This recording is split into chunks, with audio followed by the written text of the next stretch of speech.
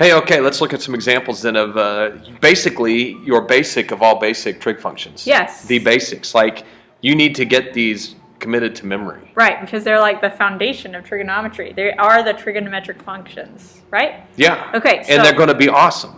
In this section, we're only talking about theta being an acute angle, like we talked about on the first slide.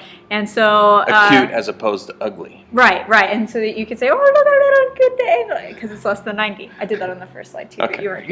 Okay. All right, so sine, we spelled out sine for you there so that you know how to actually spell sine. It's not actually sin, it's sine. No, don't get this confused with the devil. It's not from the devil. This is totally from, the heavens above. Or, the math gods. Yes, okay.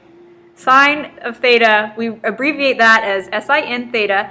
That equals opposite over hypotenuse. Right. Cosine is cos, adjacent over hypotenuse. Tangent is tan, opposite over adjacent. That should look familiar from geometry. You might have had a way to remember that, which was SOHCAHTOA.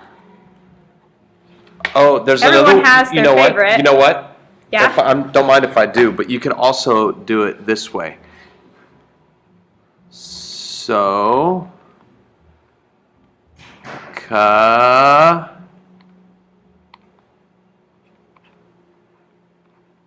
Toa. And that's the same thing, just it helps you remember that this is a fraction. The appropriate order. O and H, yeah. So then there's other mnemonic devices to remember it, like some old hag canned a half ton of apples. Yeah, there's that one. Some one. old hippie caught another hippie tripping on acid. There's that one. That's all I know. That's the only ones I know. Okay. So, and then cosecant, secant, and cotangent you may not have seen before. And what these are the reciprocal functions of sine, cosine, and tangent. Sine and cosecant go together. Right. Cosine and secant go together. Right. Tangent and cotangent go together. Now these should be easy to remember because one's tangent and one's cotangent. So like they're like of each other. Right. Okay. Now the way I remember the other ones is that it's opposite of what you would think, like S and C, C and S. Right. That's exactly how I remember. Cosine and cosecant don't go together. Okay. Don't put those together. Yeah. Cos don't go. Yeah. So cosecant. If it's co, it don't go. Okay. Hypotenuse over opposite. Notice that's the opposite, like the reciprocal thingy of opposite over hypotenuse.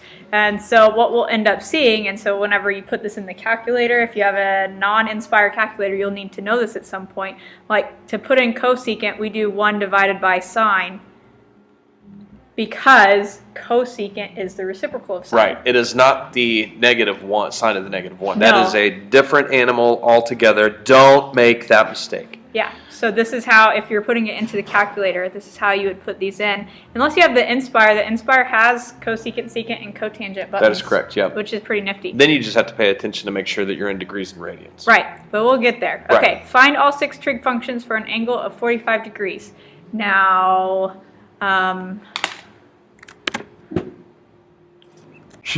okay, so, sorry. Find all 6 trig functions for an angle of 45 degrees. Should I stop? Okay, find all 6 trig functions for an angle of 45 degrees. Now, I believe that that's considered a special right triangle. A special. A special right triangle. It's usually referred to as a 45, 45, 90 right triangle. Yes. Yes. Because the angles are 45, 45, and 90. That is correctamundo. Yes, indeed. Okay, well. That's a brilliant triangle. Thanks. So we're going to stick, this is a 45 degree angle. There. 90. 90 and 45 up there. Yes. Okay. Excellent. Very well done. What are the sides of a 45, 45 degree, 90 triangle? X. 1. 1. You want to go with 1 and just see where it leads us? Let's go with 1. Yeah. Okay. If this side is 1. Okay. And these are both 45 degrees, then that means this side has to be 1 as well. Yes. And then we can use the hypotenuse of the right triangle, good old Pythagorean. Pythagorean theorem. Yeah, that was what I was going to say. To see 1 squared plus 1 squared equals square root of 2. Square root of 2. So the hypotenuse is the square root of 2. Now we just derived that and showed you where it came from. We picked the first side and then came up with what the other two would have to be. And so you need to now commit this to memory if you haven't already, because you talked about it in geometry. Yeah. That the sides of a 45, 45, 90 are 1 square root of 2. Right. It'll make your life a lot easier. Every single time. Yes. And the reason that we're allowed to pick whatever number we wanted to start off with is because if we're talking about the sine, cosine, and all that of the angle 45 degrees, I guess I could put 45 degrees instead of theta. Sorry. We're talking about sine of 45 degrees. It doesn't matter what sides we start off with because it's a ratio of the two sides opposite over hypotenuse. And they're both the same. Yeah, so this equals 1 over square root of 2. You mean by both the same? You mean The two sides there are both yeah. the same. Oh, yeah. Opposite. 1 over square root of 2. Now, are we okay with this answer? I'm okay with that answer. I'm you okay okay with that I'm answer? okay with that answer. But you know what? There's probably going to be a college professor in your future that isn't okay with that answer. Right, so Just let's talk about rationalizing the denominator. If you have a square root on the bottom, you would times the top and the bottom by what that square root is. Right. So we would, let me just change colors here. We would multiply by square root of 2 on the top and the bottom. What is that? Okay. That's a square root of 2. And so that's 1 times the square root of 2 is square root of 2. Square root of 2 times square root of 2 is 2. So 2 square roots of 2 over 2. And usually the answers in our book, if you are to like do some investigating, this is typically the answer that you'll get. Right. They rationalize in our book a lot. But you don't But if you're necessarily taking an have AP to. exam or something like that, you can leave the radical in the denominator. Right. Cosine of 45 degrees, the adjacent side over the hypotenuse is 1 over the square root of 2. It's the exact same thing. So 1 over the square root of 2 or square root of 2 over 2. Tangent. Tangent of 45 degrees is probably one of my favorite tangents. Gosh, you know why? Because it's 1 over 1, which is 1? Yes. Yeah, beautiful. I mean, it just rolls off the tongue. 1 over 1 equals 1. Yep, 6 trig functions. So now let's do cosecant, secant, and cotangent. So even if you rationalize these, it's really helpful to write them unrationalized first because you have to realize cosecant of 45 degrees, flip 1 over square root of 2. That's just square root of 2. There's no rationaling. You don't have to go back to the triangle unless you didn't, not at all.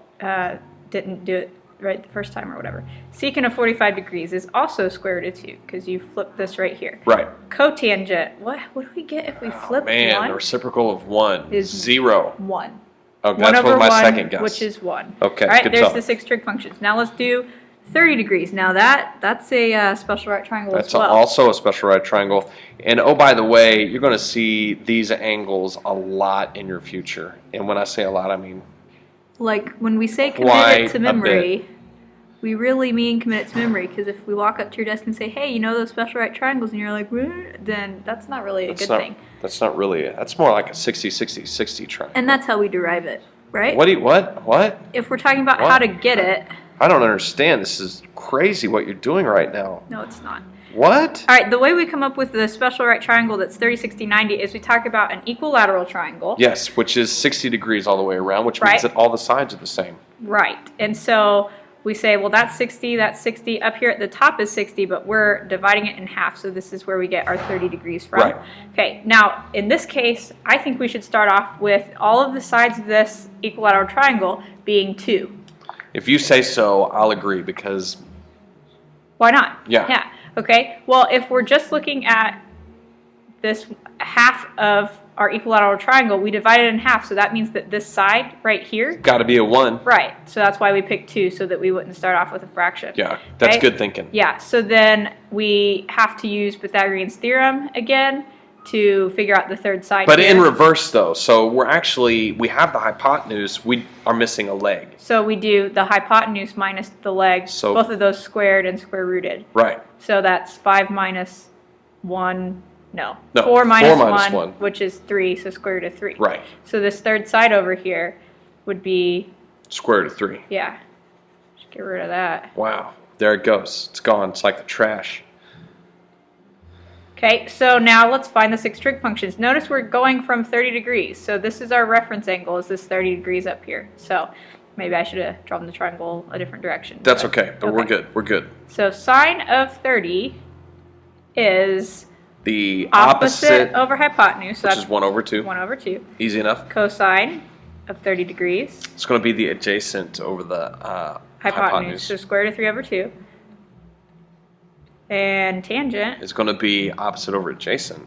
which is... Is that going to be 1 over the square root of 3? 1 over square root of 3. Oh, we've got a radical in the denominator again. So if we want to rationalize that, we would times the top and the bottom by the square root of 3. Square root of 3 over 3. Square root of 3 over 3. Look at that. We're geniuses. Yeah. It might be helpful for you guys to go ahead and practice, at least in this section, rationalizing just to see what it feels like, just to get in the groove. And then later on, if somebody makes you do it, you won't be totally unprepared. Right. The reciprocal of 1/2 is 2.